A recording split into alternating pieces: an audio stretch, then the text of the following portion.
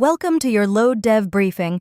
Today we've got a major Ember.js release, a deep dive into package manager dependencies, and a surprising shakeup in LLM rankings. Our top story, Ember.js 7.0 is officially out.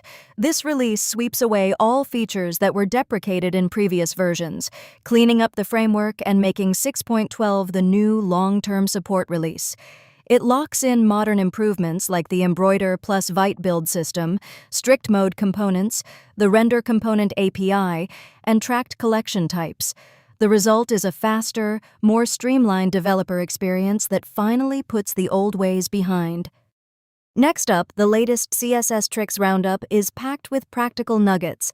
It shares clever Safari testing hacks for developers without a Mac, introduces the new checkmark pseudo-element for styling checkboxes, and highlights emerging CSS functions like shape, sibling index, sibling count, and attribute for advanced anchor handling.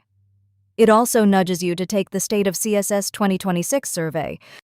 Meanwhile, a fascinating survey of 42 package managers maps out which ones can install each other. It reveals dense cross-language installer relationships.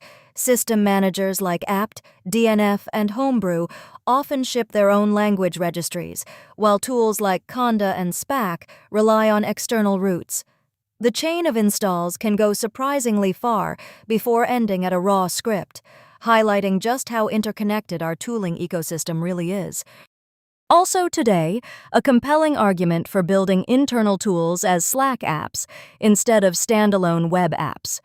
The author points out that web apps come with hidden costs: hosting, authentication, UI design, mobile support that often kill adoption.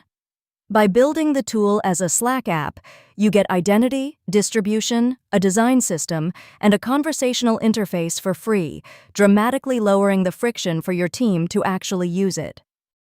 And finally, meet Tiny-vLLM, a high-performance LLM inference engine written from scratch in C++ and CUDA.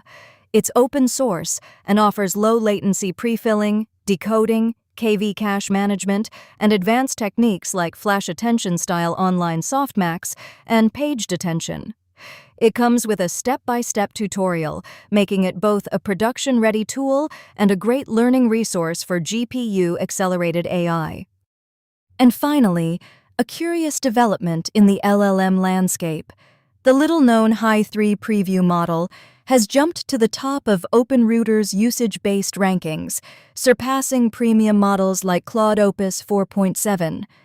Despite modest benchmark scores, its surge seems driven by a rock-bottom price of 0.066 per $1 million tokens and organic user adoption, not by superior performance.